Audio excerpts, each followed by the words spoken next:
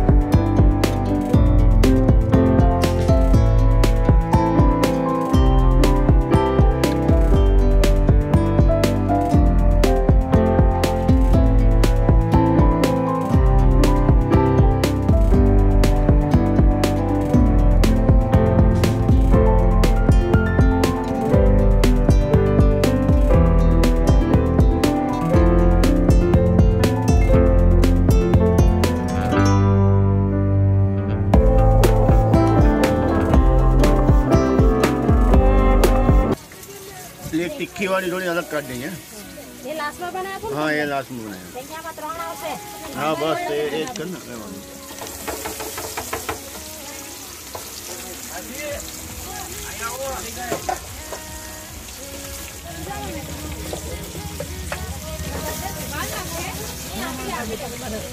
एक प्लेट हाँ प्लेट